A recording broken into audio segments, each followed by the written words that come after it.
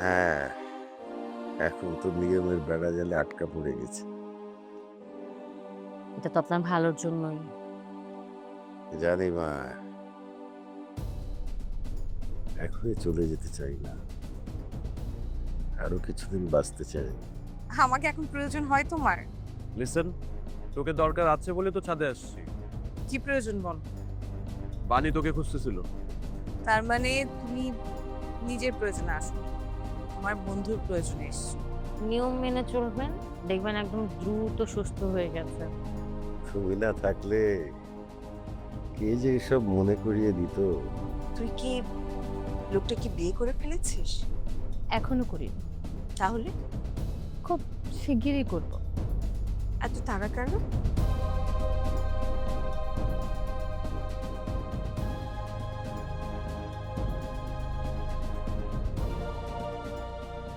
কি রে কবির, তুই কিছু বলবি বলে ডেকে আনলি, এখন তো কিছুই বলতেছিস না। তেমন কিছু না, একটু কথা বলার জন্য তোমাকে ডাকছি। হ্যাঁ, সেই কথাটাই বল না। বাবা কেমন আছে? আলহামদুলিল্লাহ, আগের থেকে অনেক ভালো আছে। চিকিৎসা তো শুরু হয়েছে, ধীরে ধীরে দেখবি ভালো হয়ে উঠবে। হ্যাঁ, ডাক্তারও তো তাই বলছে। তুই একদম চিন্তা করিস না, দেখবি ঠিক হয়ে যাবে। চাচাও তো অনেক চেষ্টা করতেছে। হ্যাঁ, তোর চাচা নিজের মতো করে অনেক চেষ্টা করছে। তুমিও আমাদেরকে অনেক সাহায্য করছো চাচা। এটা আমাদের দায়িত্ব। আসলে সবাই মিলে বাবার পাশে আছে। এটাই সবচেয়ে বড় কথা। ঘরের পরিবেশটা এখন অনেক সুস্থ। আল্লাহর রহমতে বাড়ির সবাই একটু স্বস্তিতে আছে। কিন্তু কবির, হুম? আমার মনে হয় কি জানিস, তুই এই কথাগুলো বলার জন্য আমাকে ডাকিস। না, মানে আচ্ছা, তুই কি অন্য কিছু বলতে চাচ্ছিস? আসলে সবাই তো বাবার জন্য হুম। আমার বন্ধু বানিও তো অনেক সাহায্য করে। মেয়েটা খুবই ভালো, আমার তো খুব ভালো লেগেছে। তোর যে এমন একটা বন্ধু আছে, আমরা আগে জানতাম না। না চাচি, তাকে তোমাদেরকে বলা হয় একটু। মেয়েটা ভদ্র, বিনয়ী, কথাবার্তাও খুব সুন্দর করে বলে। ও আবার ব্যাটসম্যান ইউনিভার্সিটি। কিন্তু তুই কি অন্য কিছু বলতে চাচ্ছিস? না, মানে দেখ কবির, আমি তোর চাচি হলেও মায়ের মতো, তুই আমাকে খোলাখুলি সব বলতে পারিস। আমি কার সাথে শেয়ার করব সেটা বুঝতে পারছিলাম না। আরে বাবা, তুই আমার সাথে শেয়ার কর। হ্যাঁ, তুমি তো মায়ের মতোই। হ্যাঁ, তাই তো বলছি, যা বলা তুই আমাকে বল। আচ্ছা, তুই কি নিয়ে এত চিন্তিত? না, মানে চিন্তিত না, তাহলে? একটা কথা ছিল। আরে বল না তোর কথাটা। বাণীকে তোমার কেমন লেগেছে? আরে বললামই তো, আমার খুব ভালো লেগেছে। সত্যি? হ্যাঁ রে, খুব ভালো মেয়ে। আহ, মানে যদি ও আবার বউ হয়। কি বললি? না মাহির, চাচি, আমি ওকে বিয়ে করতে চাই। তুই কি আমার মতামত জানতে চাচ্ছিস, নাকি সিদ্ধান্ত নিয়ে ফেলেছিস? আসলে সিদ্ধান্ত চাচি নিয়ে ফেলেছি, কিন্তু তোমাকে জানানোটাও জরুরি মনে করি। আমি খুব খুশি হয়েছি। সত্যি?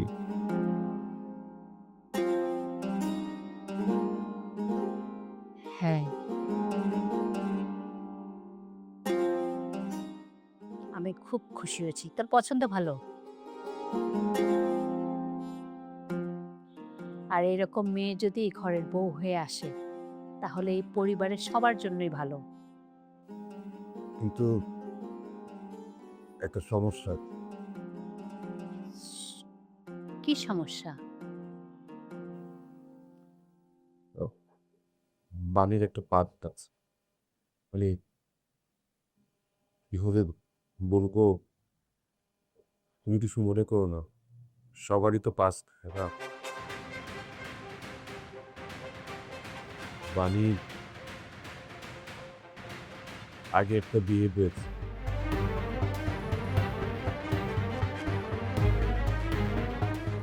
কিন্তু ডিভোর্স হয়ে গেছে। কেন? কারণ বাণী জানতে পারে সে কোনোদিন মা হতে পারবে না। কি বলিস?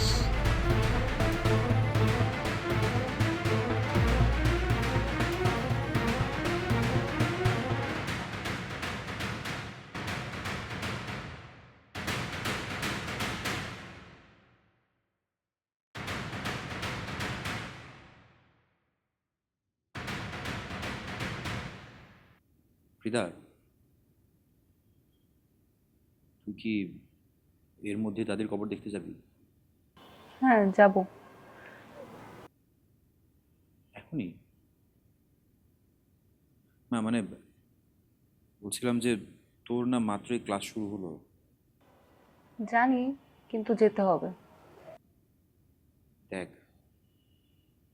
2-3 দিনই হলো মাত্র তোর ক্লাস শুরু হয়েছে। ফাইন আর্টসে ভর্তি হয়ে যদি 2 দিনও ঠিক মতো ক্লাস না করতে পারিস তাহলে হবে? তোর সব প্ল্যান নষ্ট হয়ে যাবে।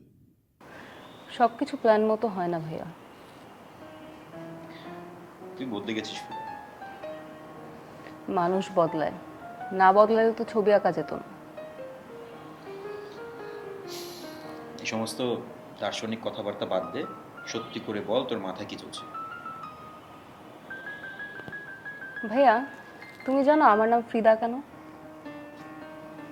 বাবা রেখেছিল তাই? শুধু বাবা রেখেছিল তাই না, বাবা রেখেছিল একজনের নামে, একজন পেইন্টার। পেইন্টার ফ্রিদা কালো, মেক্সিকান পেইন্টার। ঠিক। তুমি জানো উনি কেন বিখ্যাত? নিজের পেইন্টিংয়ের জন্য। আর ওনার একটা বড় বৈশিষ্ট্য ছিল, উনি নিজের লাইফের কষ্টগুলো নিজের পেইন্টিংয়ে তুলে ধরতে পারতেন। ঠিক। ওনার জীবনে না অনেক কষ্ট ছিল, শরীরের কষ্ট, মনের কষ্ট, সব। তুই তুই এগুলো কেন ভাবছিস? বাবা না ওনার অনেক বড় ফ্যান ছিল, তাই আমার নামও ফ্রিদা রেখেছে। মাঝে মাঝে কি মনে হয় জানো, ওনার জীবনে যতটা কষ্ট ছিল আমার জীবনেও কি তেমনই কষ্ট থাকবে? বাবা, মেয়েটা ভালো, তাতে কোনো সন্দেহ নাই, কিন্তু সংসার তো অন্য জিনিস। সেটা জানি। মানুষ যখন সংসার শুরু করে তখন সন্তান নিয়েও স্বপ্ন দেখে। জি চাচ্ছি। আমি মেয়েটাকে দোষ দিচ্ছি না, কিন্তু বিষয়টা অনেক বড়। আমি বুঝছি। আচ্ছা, বাণীর ইচ্ছাটা কি? চাচি, ও আসলে আমাকে কোনো চাপ দেয়নি, বলেছে যে ডিসিশনে নিই যাতে একটু ভেবে চিনতে নিই। কিন্তু চাচি, কিন্তু কি? বাণীর বাবার সাথে আমার কথা হয়েছে। কি বলেছেন উনি? উনি বলেছে আমি যদি বাণীকে বিয়ে করি তাহলে বাবার চিকিৎসার জন্য যা যা লাগে, যত খরচ লাগে বাণীর বাবা তা বহন করবে।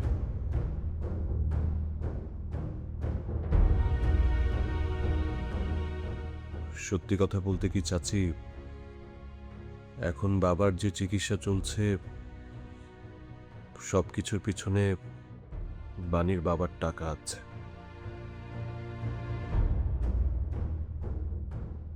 দেখো,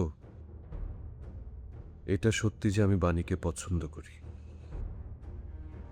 বাণীও আমাকে পছন্দ করে। এই শর্তের জন্যই কি তুই বাণীকে বিয়ে করতে চাস? না, তাহলে বিয়ে তো একদিন করতেই হবে। আর বাণী মানুষ হিসেবে ভালো, কিন্তু সত্যি কথা বলতে কি, এখন বাবার জীবনটা বাঁচানো আমার কাছে সবচেয়ে বেশি জরুরি। আমি যদি বাবা নাও হতে পারি তাতেও কোনো সমস্যা নেই, কিন্তু আমার বাবাকে বাঁচানোর জন্য আমার এই ডিসিশনটা নিতে হবে।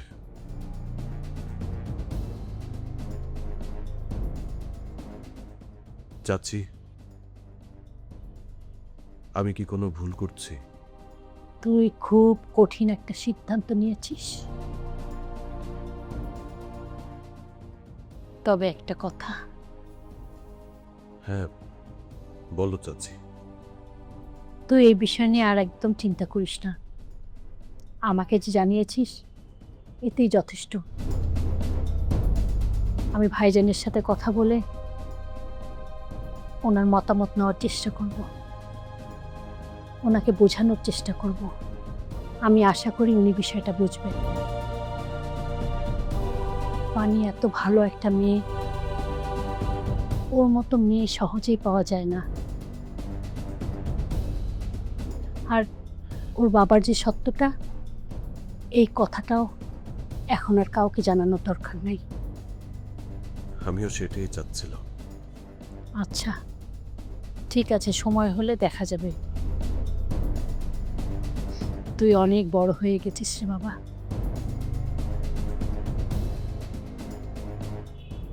আল্লাহ তোকে শক্তি দেখ। সব ঠিক হয়ে যাবে চাচি, দেখো।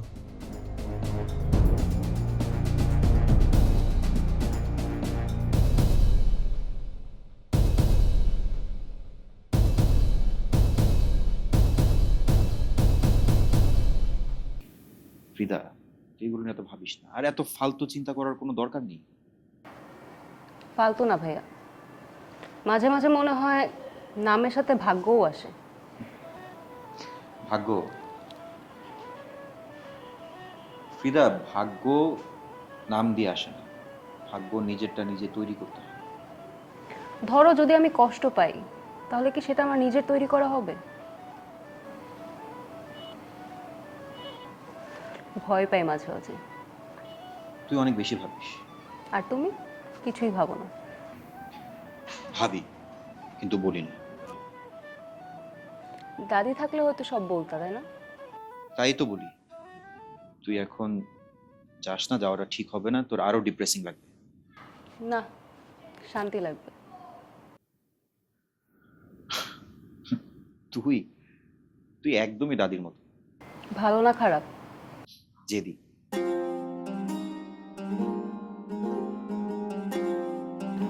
আচ্ছা, আমি বের হলাম, দেরি হয়ে যাচ্ছে। এখনই? হ্যাঁ, তুমি বললা না। আর আমার কেন যেন এটা হয়, একবার একটা ডিসিশন নিয়ে আর ফেললে কেউ থামাতে পারে না। একদম। এখন চলো, আমাকে মামার বাসায় নামিয়ে দিয়ে আসো, অনেক দেরি হয়ে গেছে। হ্যাঁ, নামিয়ে দিয়ে আসি। আমি একটা কাজ করি, একটু ফ্রেশ হয়ে আসি।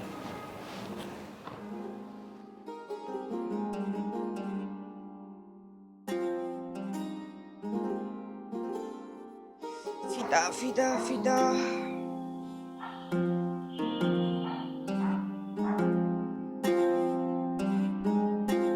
সেরিন,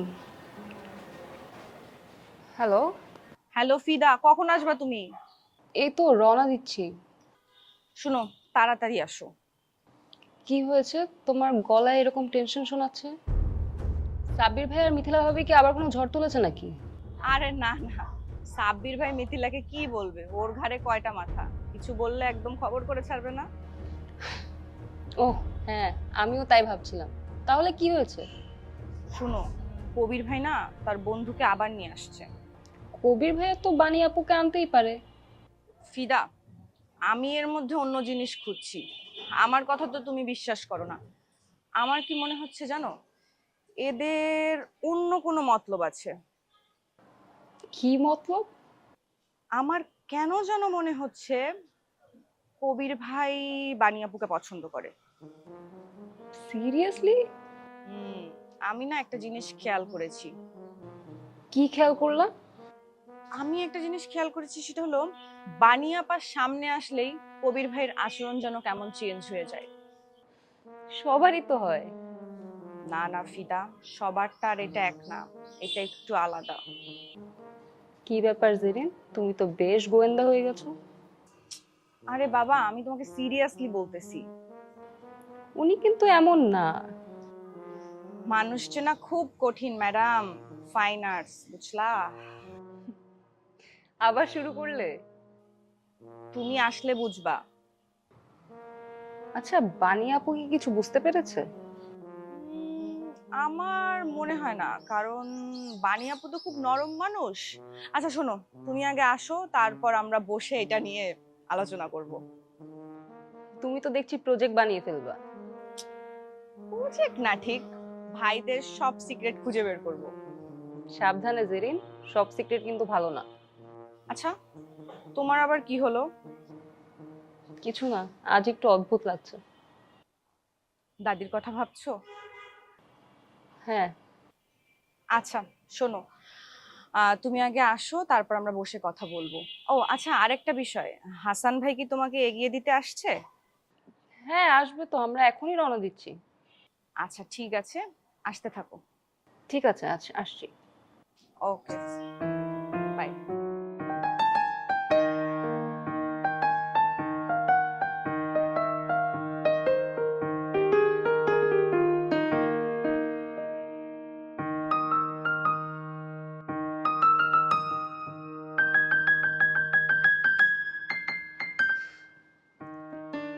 ভাইয়া চলো,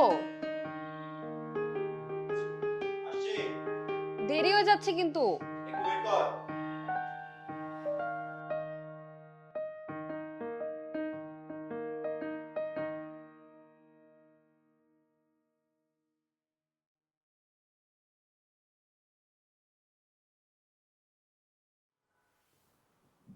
আরে বানি, তুমি কখন আসলে?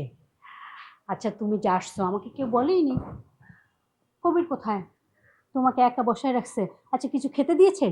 আচ্ছা আচ্ছা, আমি যে চা করে না আনছি। না না না, আমার এখন কিছু খেতে ইচ্ছে করছে না। আমি তো এসেছি বেশ কিছুক্ষণ হয়েছে। বড় চাচার সাথে গল্প করছিলাম।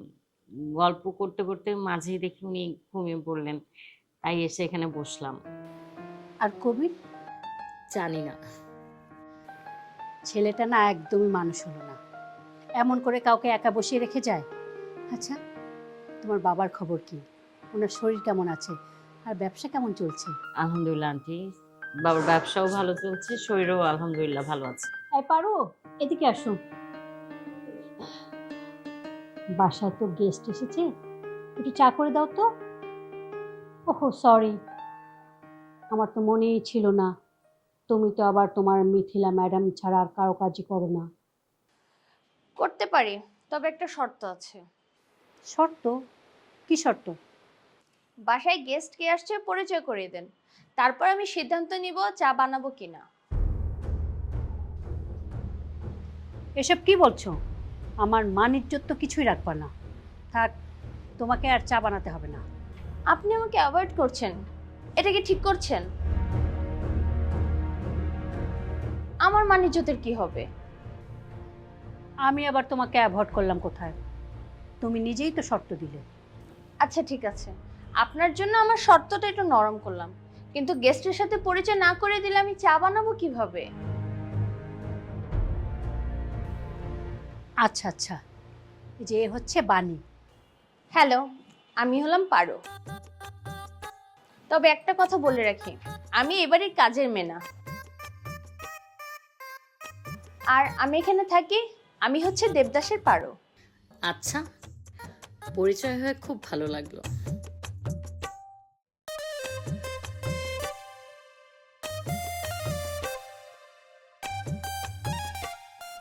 বাণী, তাই তো? নাম শুনে মনে হচ্ছে আপনি একটু আলাদা টাইপের মানুষ। তো তুমি সেটা কিভাবে বুঝলে? আমি মানুষ দেখে অনেক কিছু বুঝে ফেলতে পারি। আপনি কি গান শুনেন? হ্যাঁ, শুনি। কি টাইপের গান? রোমান্টিক নাকি স্যাড সং? দুই রকমই শুনি, মুডের উপর ডিপেন্ড করে। সিনেমা দেখেন? হ্যাঁ, সেটাও দেখি।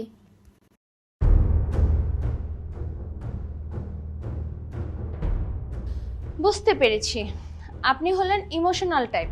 আর ইমোশনাল টাইপ মানুষগুলো চায়ের মধ্যে হালকা টক আর হালকা চিনি খায়।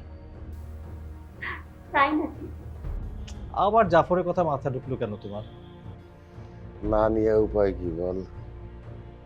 এতবার করে বলতেছি জায়গা জমিটার একটা ব্যবস্থা কর, আমার কথা তো কানেই নেয় না।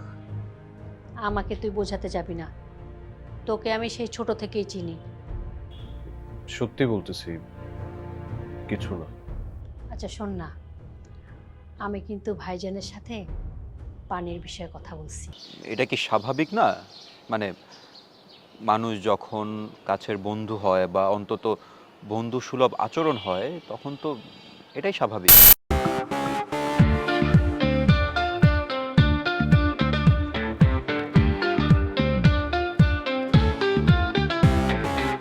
চোরাস্রোতে ভাসি, বালির ঘর বাঁধি, স্বপ্নের ফেরিওয়ালাটা দিয়ে যায় জীবনে কুয়াশা ধোয়াটে পথ, আলো আধারের সাথে খেলা চলেই যায়।